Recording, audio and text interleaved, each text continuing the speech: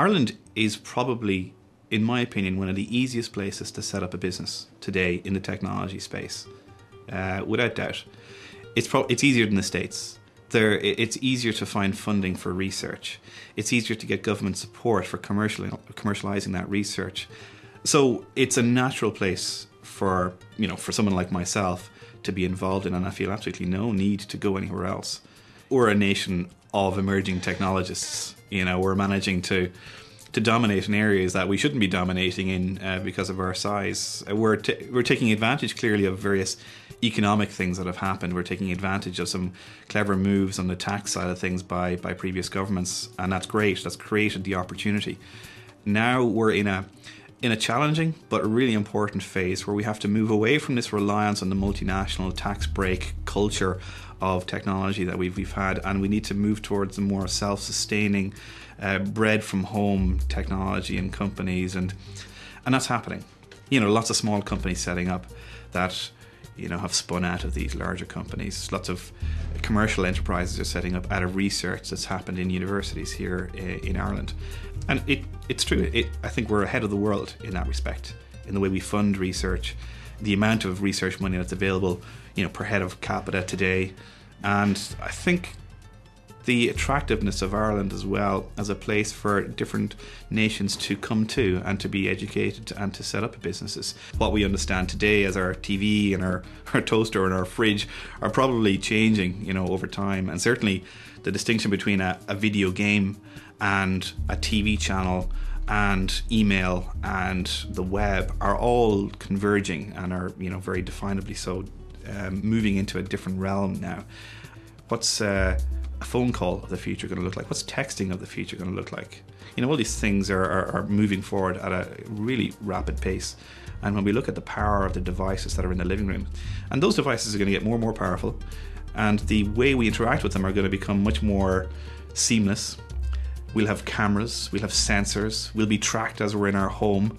We can wave our arm on the TV or whatever is being used to project someone who we're talking to will react in some way. The interface between us and the device is going to change enormously, and that's, right now, it's a huge barrier.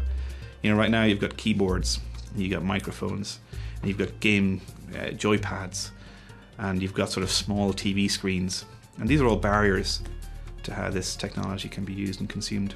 I think we're up with technology at the moment, and I think we're well placed to make a difference in this area. I think there are lots of media-related technology companies in Ireland, and there's been lots of support for that.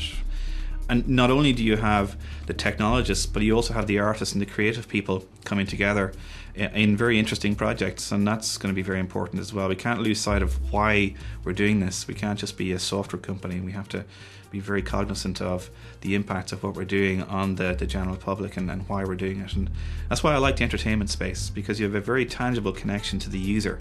You're aware all the time when you're creating software that there's someone at the other end of this who's supposed to be enjoying themselves or communicating or expressing themselves. And that informs you, I think, very definitely in how you plan your technology and how you plan your products. I very much know I'm Irish, and I'm aware that affects who I am and others' perception of me. I think it has worked for me in business. It works for me in the US, for example. It gives you a certain edge of mystique when you're in the States particularly, and also in Japan and places like that, because you're not one of them, you're someone different, but also you're speaking English natively and you're associated with this place that people have heard of and they have various preconceived notions about. But here you are presenting a very high technology product, for example, and that surprises them sometimes, because they do have this perception of Ireland being, the green grass and the cows and the pint of Guinness. And here you are sort of dispelling those illusions to some extent, and you can trade on that to some extent. People, I think it just gives you an opportunity to grab their attention a bit more so than you normally would have, and that helps enormously. And I'm very aware when I'm away from Ireland that I'm away from Ireland, and I don't believe I ever really want to live anywhere else other than in Ireland, or I want my kids to be brought up in Ireland, because I think Ireland is one of the best places in the world to live today, and I've seen lots of other places.